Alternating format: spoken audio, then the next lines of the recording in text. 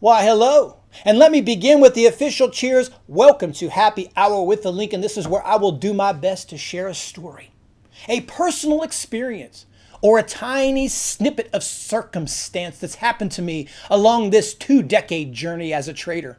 Now, you may ask yourself, why in the hell would you do something like that, dude?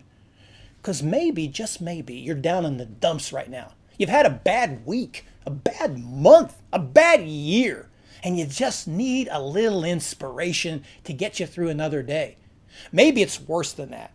Maybe you're just tired of being beaten down by this market and you think, I can't stand it anymore. I don't belong here. I don't have what it takes. And you're just one step from walking away on perhaps what's the best decision you've ever made in your life. You just don't know it. So maybe something I share with you in one of these stories, in one of these little snippets of circumstance and experiences will let you know you're not alone, man. We've all had to go through that. That's part of this journey. That's what we need to experience to understand how important it is. And if one of these stories can shed some light on that, keep you around for one more day, keep you surviving for one more day, you never know what'll happen. That's why I'm doing this. So, cheers to that. Now, let's get started here. But before I do, let me do the shameless plug. As I've been saying over the last couple of weeks, don't forget the website, has been completely updated in the educational section. We now have the live trade room. I now have the live trade feed. I now have private training. You now have the free DVD. You have the paid DVD. And there's over 100 hours of both paid content and free content. So no matter what it is you're looking for, thelincolnlist.com. Now, here's what I'm going to talk about today because I think this is very important. Because we're going through certain, let's say a correction of some sort, a small, tiny snippet of a correction for now. Maybe it gets worse, maybe it does not. But I want to talk about that because when these moments come, so many traders reach out to me. And I've said it before. If you go back to December, you see some of my YouTube videos. I said this will be some of the best opportunities that you'll ever find when the market corrects like this. It's fantastic. It opens up the doors to opportunities, but many of you don't feel like that. And I'll tell you why. Because your P&L most likely resembles what the market looks like. So when the market's going up, so is your P&L.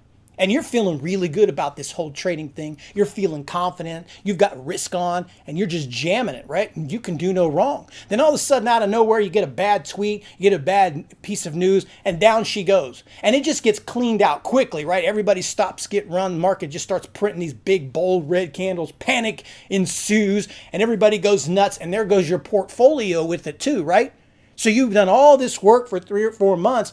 And for many of you, I would be safe to say, that you just get wiped clean and give back so much of these profits during these corrective periods. Now, that's probably not the case for all of you, but I would say a good portion of you do it. Now, this is very damaging, and this is why we're going to talk about this topic today, because you can only go through this circumstance so many times before you just mentally collapse. And I'll tell you why, because you're not going to be able to live with that type of behavior in your mind. You're not going to be able to live a life like that where you're thinking, I'm just making money, but I'm just one bad trade away from getting blown out. You're just going to lose confidence because you're just never going to be able to overcome that. And if it happens to you 2 or 3 times, you're going to do what I said in the beginning and you're going to close the book on this trading thing. But I'm here to talk to you about how this is a great opportunity and how that you can handle trading and make really good money in these volatile situations like you're experiencing right now. So here's what we're going to talk about. Number 1, I'm going to do these like in little steps, the best that I can. Number 1, don't panic. If there has been anything in this world that has ruined traders next to greed, it's panic. And panic is a fear. And fear is a bigger emotion than greed. And you know, as well as I have experienced, much stupidity in trading. The biggest losses I have ever taken as a trader was dipshit, dumb, stupid losses. Now, there's certainly losses I should have took, but then there's some losses where I just gave money back for no reason. Now, that's going to happen from time to time, but it shouldn't be chronic. But these panic situations is what destroys people. They get taken out. They give up, and then they're buying back stocks at higher prices. So whatever you do, no matter whatever happens, never, ever under any circumstances, panic. It will ruin you. What you have to understand is that market corrections are part of being a trader. You have to deal with these. They're good for healthy markets. And I'll tell you, I want you to look at them this way. A lot of people hate them, but they're very important because if you don't get a 5 or a 10% correction in the market, you're in essence paying 10% more for every stock that you buy, every financial instrument for your buy. You are overpaying. And unless you get a correction, especially you young people out there right now, if you just walked into this bull market and you're just constantly buying, you're overpaying for everything. If you never get a correction, you're never going to be able to purchase some of these stocks at great prices. It would be the same way as real estate. If real estate never corrects, you're going to have to overpay to live in a house, and you'll eventually get priced out of so many stocks and so many opportunities. So it's part of a healthy market, and you need these in order to be, I wouldn't say to be successful, but they make your life a lot easier. They allow you to pick up some great stocks. So first, let's talk about that panic. Let's first acknowledge panic. It's a bad thing. So no matter what happens, don't panic. The other part is, depending on your strategy, you will have periods of the market. The market will have behavior. It'll have patches where it's doing this. It'll have patches where it's going up, have patches where it's going down. It'll have patches when it's straight up. It'll have patches when it's straight down. It'll have patches when it's going sideways. You're going to go through these little patches of time with the market. It's not going to be the same type of market the whole entire 365 days of the year. In these moments, you have what us traders call risk on and risk off. There's moments when you can have heavy risk on the table because the market's playing in that favor. So let's say that you're a dip buyer, for example, and the market's been bullish over this last couple of months, since June, really bullish. So for June and July, it was a risk on environment for a dip buyer. It's a risk off environment for a short seller, but let's just stick with one type of trader. For the dip buyer, it's risk on. What does that mean? That means that every dip that comes into this market, stocks that open up red, normally are great buys because they'll nestle into a support area. The market will eventually come from red to green or start to grind up when it doesn't know what else to do. And so will that stock in most cases, barring earnings and other stuff like that. So you can take risky plays like that. You can also loosen up stops and things like that. But now the market's a little bit crazy. So if you buy into the market or you buy into a stock, you have to somewhat be under the assumption that at any minute, one tweet, one poor headline could come along and completely ruin your afternoon. So it's sort of a risk-off environment. Having said risk off, what does that mean? That means, number one, you start with lowering your position size on your initial entries. And the reason that you're going to do this is because the ranges that you're looking at, and if you don't know what a range is, if there's new people out there, that's how much a stock moves every day. So maybe a stock goes up on average of $1 to $2 per day. So when it goes down $1 to $2 per day. That would be its normal range, its daily range. You're going to have exaggerated ranges right now. So that stock that you're normally used to trading or financial instrument that may move $1 or $2 every day now may move $4 to $6 every day. So a couple of months ago, if it dropped $1 in the morning or $2 in the morning, you were pretty safe, putting some good position size in on the dip, close to a support, and letting everything else kind of work itself out.